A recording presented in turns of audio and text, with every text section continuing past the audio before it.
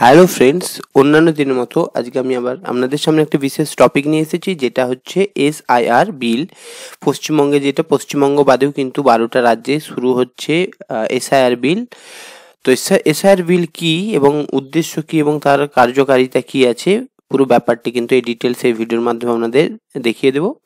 তো এসআইআর কি জিনিস প্রথমে দেখুন। এসআইআর এর ফুল ফর্ম হচ্ছে স্পেশাল ইন্টেনসিভ রিভিশন, অর্থাৎ বাংলায় যদি আমরা দেখি তাহলে দেখবো যে ভোটার তালিকায় বিশেষ নিবিড় সংশোধন কর্মসূচি।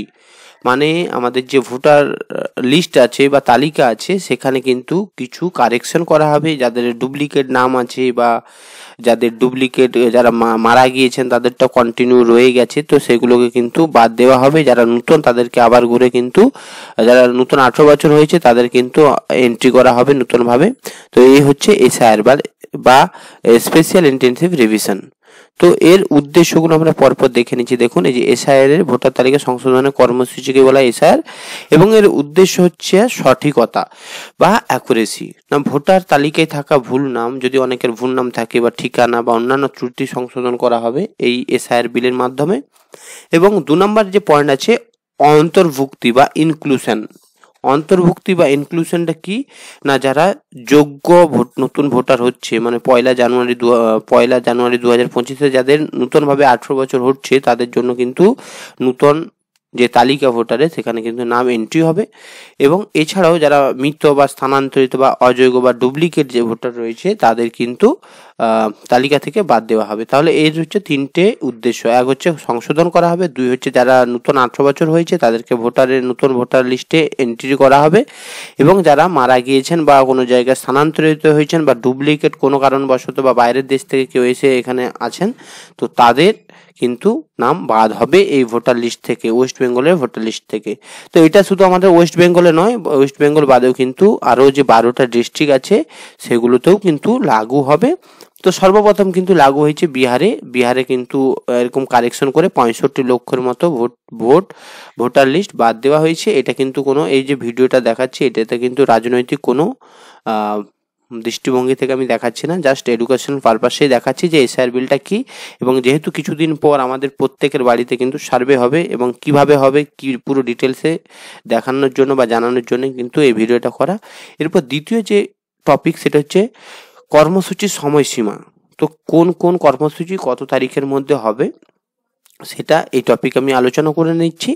তো প্রথমে দেখুন, আপনাদের যেহেতু এসআইআর হবে বুথ লেভেল অফিসারের দ্বারা, তো প্রথমে কিন্তু অক্টোবর মানে এই মাসে এবং নভেম্বর মানে পরের মাস পর্যন্ত কিন্তু যারা বিএলও অফিসার বা বুথ লেভেল অফিসার আছেন তাদেরকে কিন্তু ট্রেনিং দেওয়া হবে যে কিভাবে সার্ভেটা কমপ্লিট হবে। তার জন্য কিন্তু এখন ট্রেনিং চলছে।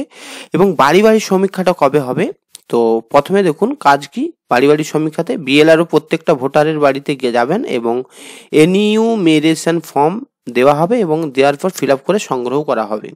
এটা কবে থেকে হবে দেখুন, প্রায় 1 মাস ধরে চলবে, যেমন নভেম্বরের 4 তারিখ থেকে ডিসেম্বরের 4 তারিখ, মানে 1 মাস ধরে কিন্তু এই এনিউমেরেশন ফর্মটি বা বিতরণ করা হবে এবং সংগ্রহ করা হবে। এরপর হচ্ছে খসড়া তালিকা প্রকাশ কবে হবে। খসড়া তালিকা প্রকাশটা কি প্রথমে জেনে নিচ্ছি। সংশোধনী খসড়া ভোটারের তালিকা জনসমক্ষে প্রকাশ করা হবে এবং সেটা হচ্ছে 9 ডিসেম্বর। দাবি ও আপত্তি গ্রহণ, যদি কারো কোনো কিছু খসড়াতে কোনো ভুল থাকে বা কোনো আপত্তি থাকে বা অন্য কোথাও চলে গেছেন হয়তো পৌঁছাতে পারছেনি, তাদের জন্য কিন্তু দাবি ও আপত্তি গ্রহণ করা হবে। প্রায় 1 মাস ধরে চলবে, ডিসেম্বরের 9 থেকে জানুয়ারি 9 ডিসেম্বর থেকে 8 জানুয়ারি পর্যন্ত কিন্তু সময়টা দেওয়া থাকবে। যাদের ওই তালিকাতে কোনো কিছু ভুল থাকবে বা কোনো কিছু যদি আপনাদের আপত্তি থাকে তাহলে সেটা জানাতে পারবেন। এবং চূড়ান্ত ফলটি, মানে এই যে সমস্ত কিছু হবে ভেরিফিকেশন হবে, তার চূড়ান্ত ফলটি কিন্তু 7 তারিখ কিন্তু প্রকাশ হবে, মানে জানুয়ারির 7 তারিখে কিন্তু প্রকাশ হয়ে যাবে পুরো সংশোধনী যে ভোটার লিস্টটি। আমি ভুল বললাম, এখানে যে তালিকাটি সেটা কিন্তু ফেব্রুয়ারির 7 তারিখ, আমি এখানে জানুয়ারি বললাম, এটা জানুয়ারি না, ফেব্রুয়ারির 7 তারিখ কিন্তু নতুন যে বিল সেটি কিন্তু পাস হয়ে যাবে। এরপর হচ্ছে আপনার ভূমিকা কি থাকবে বা আপনাদের দায়িত্বটা কি থাকবে। তো আমাদের মানে আমাদের মতো সাধারণ যে মানুষ আছেন তাদের দায়িত্ব থাকবে এনিউমেরেশন ফর্মটি আপনাদের যে বুথ লেভেল অফিসার আছেন ওনারা আপনাদের বাড়িতে এসে কিন্তু দিয়ে দেবেন। দেওয়ার পর কিন্তু আপনাকে ফিল আপ করে নিতে হবে। এটাই হচ্ছে আপনাদের কাজ। ফিল আপ করবেন ঠিকঠাকভাবে, ডিটেলস বিভিন্ন রকম ডিটেলস কী কী লাগবে সেই ফর্মের মধ্যেই থাকবে। তো সেটা ফিল আপ করার পর কিন্তু আপনাদের বিএলও বা বুথ লেভেল অফিসার কিন্তু ফর্মটি জমা নিয়ে নেবেন। কারণ কি, তারা নিশ্চিতভাবে তালিকা রাখার জন্যই কিন্তু জমাটা নেবেন। এরপর আপনার নাম পুরনো তালিকায় যদি না পাওয়া যায় তাহলে কি হবে না, আপনাকে নিজের বা পরিবারের কারো নাম 2020 থেকে 2024 সালে যদি পুরানো ভোটার লিস্টে থাকে তাহলে কিন্তু খুঁজে বের করতে হবে এবং ফর্মে সেই তথ্য কিন্তু আপনাকে দিতে হবে। মানে আপনার তো অনেকের আছে 2002-এ যেহেতু প্রথমে এসআইআর হয়েছিল, তো 2002-এর আগে তো অনেকের হয়তো 18 বছরের নতুন ভোটার কার্ড হয়ে গিয়েছিল, তো তাদের তো নিশ্চয়ই নাম থাকবে না। তো তারা কি করবে, তারা যে মা বাবা রয়েছেন তাদের তো নিশ্চয়ই নাম থাকবেন 2002 থেকে 2004-এর মধ্যে। তো সেই ডিটেলসটা কিন্তু দিতে হবে। নাগরিক কিসের জন্য দিতে হবে না, নাগরিকত্বের প্রমাণস্বরূপ দিতে হবে। এবার আপনি নতুন ভোটার, যদি আপনি নতুন ভোটার হন, ধরুন এবারে আপনার 18 বছর হচ্ছে, তো নতুন ভোটার কার্ড তো বানাতে হবে। তার জন্য আপনাকে ওই সময় ফর্ম নাম্বার 6 পূরণ করে জমা দিয়ে দিতে হবে নতুন তালিকা নাম এন্ট্রি করার জন্য। এরপর অনেকের কি হয়, বাসস্থান চেঞ্জ করে দেয় বা অন্য কিছু ভুল থাকে, তখন কিন্তু আপনাকে ফর্ম নাম্বার 8টা পূরণ করে জমা দিতে হবে।